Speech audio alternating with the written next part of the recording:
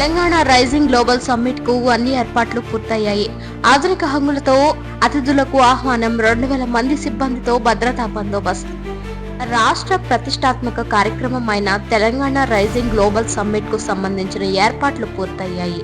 హైదరాబాద్ నగరమంతా పండుగ వాతావరణంతో మెరిసిపోతుంది. ప్రభుత్వం, అధికారులు, భద్రతా విభాగాలు కలిసి సమ్మిట్ ను విజయవంతం చేయడానికి పెద్ద ఎత్తున ఏర్పాట్లు చేస్తున్నట్లు తెలుస్తోంది. ప్రపంచంలోని పలు దేశాల నుంచి రాబోతున్న ప్రతినిధులు, వ్యాపారవేత్తలు, పరిశ్రమల నిపుణులు స్వాగతించేందుకు ఆధునిక హంగులతో వేదికను సిద్ధం చేశారు. నగరంలోని హైటెక్ సిటీ, గచ్చిబౌలి కన్వెన్షన్ సెంటర్లు మొత్తం ప్రత్యేక లైటింగ్, డిజిటల్ డిస్ప్లేలు, శుభ్రపరిచిన రహదారులు, అలంకరణలతో అందంగా తీర్చిదిద్దారు. ఈ సదస్సు ద్వారా తెలంగాణ అభివృద్ధి దశలో వేసే పెద్ద అడుగు ప్రపంచ దృష్టిని ఆకర్షించనుంది. సమ్మిట్ కు హాజరయ్యే అతిథుల కోసం అత్యంత ఆధునిక విధానాలతో స్వాగత ఏర్పాట్లు చేశారు. విదేశీ అతిథులు విమానాశ్రయానికి చేరిన క్షణం నుంచే వారికి ప్రత్యేక సేవలు అందుతున్నాయి.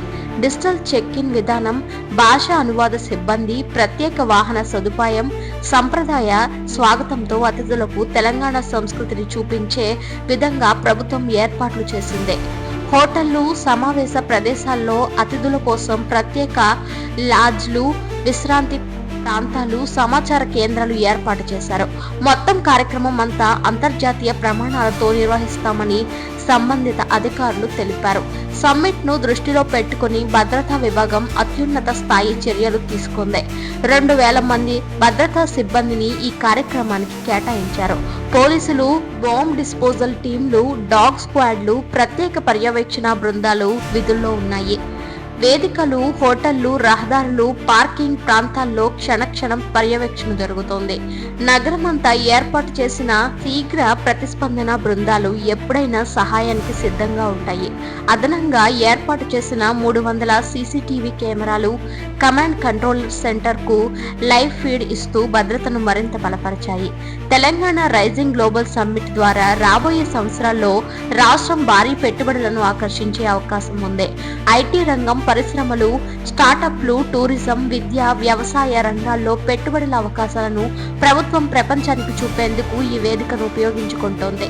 రాష్ట్ర అభివృద్ధి దశగా తీసుకుంటున్న చర్యలు, పరిశ్రమలకు అందిస్తున్న అనుకూలతలు, నిధుల అవకాశాలు, నైపుణ్య స్థాయి పెంపు వంటి అంశాలపై ప్రత్యేక సమావేశాలు జరుగుతున్నాయి.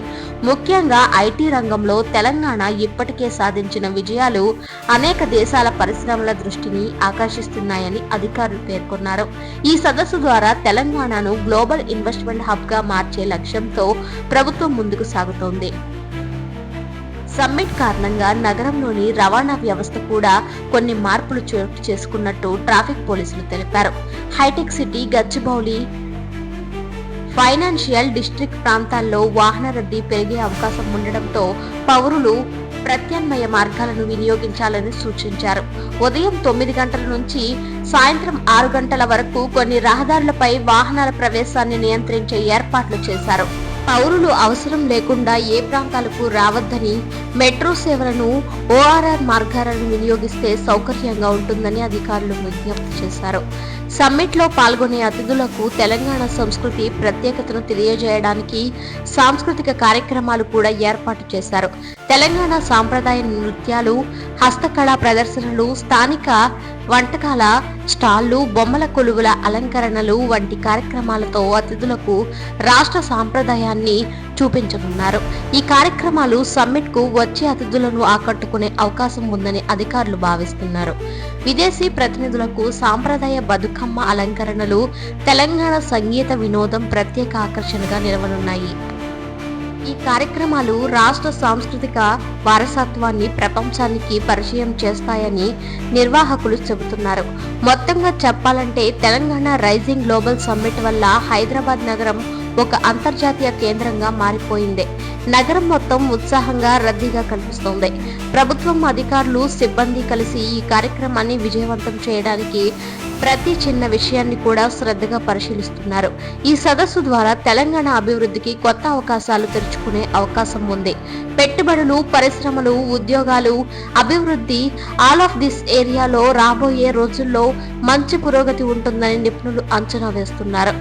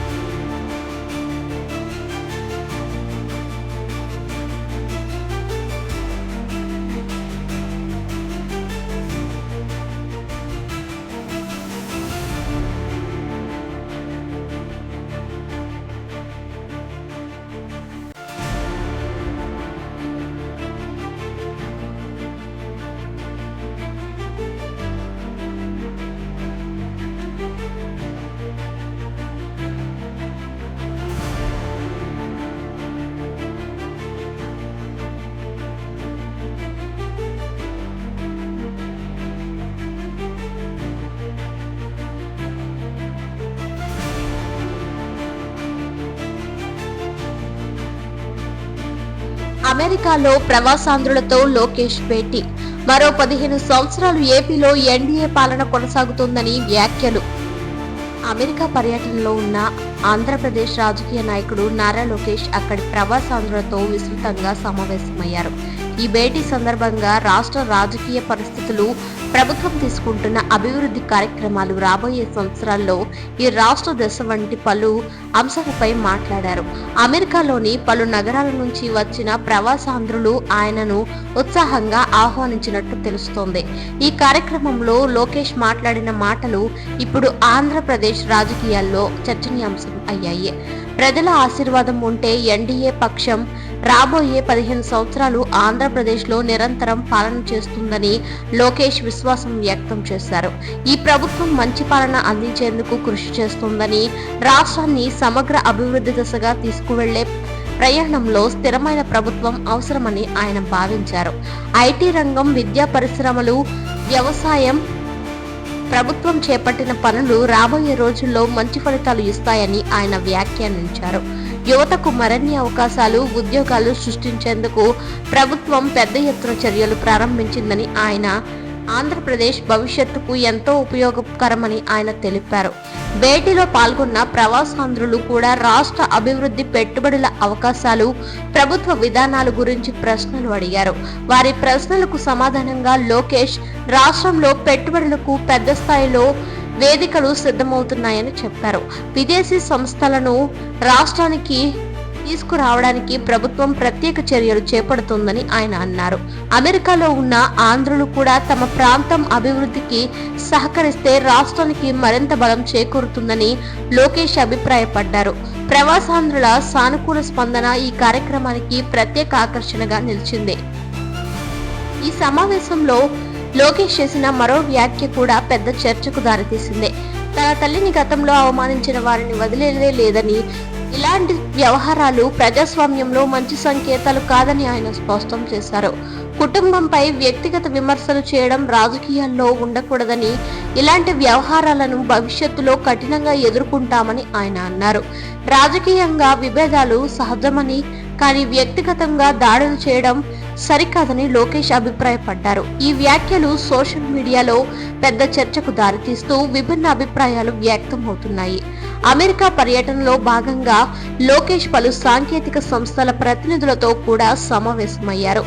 ఆంధ్రప్రదేశ్కు పెట్టుబడులు రావడానికి కావలసిన సహకారం, సాంకేతిక రంగ ప్రోత్సాహం గురించి చర్చించినట్లు సమాచారం. రాష్ట్రంలో యువతకు మరిన్ని ఉద్యోగ అవకాశాలు కల్పించడం కోసం ప్రభుత్వం తీసుకుంటున్న నిర్ణయాలను ఆయన వివరించారు. ప్రత్యేకంగా విద్యారంగంలో సాంకేతిక విద్యను విస్తరించడానికి ప్రభుత్వం భారీ ప్రణాళికలు అమలు చేస్తోందని, ఇది భవిష్యత్తులో ఆంధ్రప్రదేశ్ను సాంకేతిక రంగాల్లో కీలక రాష్ట్రంగా నిలబెడుతుందని లోకేష్ అన్నారు. అమెరికాలోని కంపెనీలు కూడా ఆంధ్రప్రదేశ్తో భాగస్వామ్యం చేయడం ఆసక్తి చూపుతున్నట్లు తెలుస్తోంది. ప్రవాసాంధ్రులు ఈ సమావేశాన్ని ఎంతో ఉత్సాహంగా స్వాగతించారు. రాష్ట్ర అభివృద్ధిలో తమ పాత్ర గురించి మాట్లాడిన వారు పెట్టుబడులు, సేవా కార్యక్రమాల్లో భాగస్వామ్యం కావడానికి సిద్ధంగా ఉన్నామని తెలిపారు. ఆంధ్రప్రదేశ్ ను మరింత ముందుకు తీసుకువెళ్లడానికి ప్రవాసులు కూడా భాగస్వామ్యం కావాలని లోకేష్ అభిలాషించారు. ప్రవాసుల ప్రేమ, మద్దతు తమకు ఎప్పుడూ ప్రత్యేకమని, వారు ఎక్కడ ఉన్నా రాష్ట్రంలో అనుబంధం కొనసాగుతుండడం అభినందనీయమని ఆయన అన్నారు. వారి సహకారం రాష్ట్ర భవిష్యత్తుకు బలం అవుతుందని లోకేష్ విశ్వాసం వ్యక్తం చేశారు. భేటీ అనంతరం లోకేష్ చేసిన వ్యాఖ్యలు ఆంధ్రప్రదేశ్ రాజకీయాల్లో కొత్త చర్చకు నాంది పలికాయి. మరో 15 సంవత్సరాలు ఎన్డీఏ పాలన కొనసాగుతుందని చెప్పడం రాష్ట్ర రాజకీయ భవిష్యత్తుపై ఆయనకు ఉన్న నమ్మకాన్ని చూపిస్తుంది. రాష్ట్రంలో అభివృద్ధి కార్యక్రమాలు వేగంగా ముందుకు సాగుతాయని ఆయన నమ్మకం వ్యక్తం చేయడం ప్రభుత్వం తీసుకుంటున్న చర్యలపై ఆయన విశ్వాసాన్ని తెలియజేస్తోంది. రాజకీయ వర్గాలు, నిపుణులు, ప్రజలు ఆయన వ్యాఖ్యలను వివిధ కోణాల్లో విశ్లేషిస్తున్నారు. రాబోయే రోజుల్లో ఈ వ్యాఖ్యలు ఏ విధమైన రాజకీయ ప్రభావం చూపుతాయో అనేది చూడాలి. మొత్తంగా అమెరికా పర్యటనలో లోకేష్ మరోసారి ప్రవాసాంధ్రులకు దగ్గరయ్యారు. రాష్ట్ర అభివృద్ధి, కుటుంబం, రాజకీయ నేపథ్యంపై చేసిన వ్యాఖ్యలు చర్చనీయాంశంగా మారాయి. రాబోయే రోజుల్లో రాష్ట్ర రాజకీయ పరిస్థితుల్లో ఏ మార్పులు వస్తాయో ఆసక్తిగా ఎదురుచూస్తున్నారు.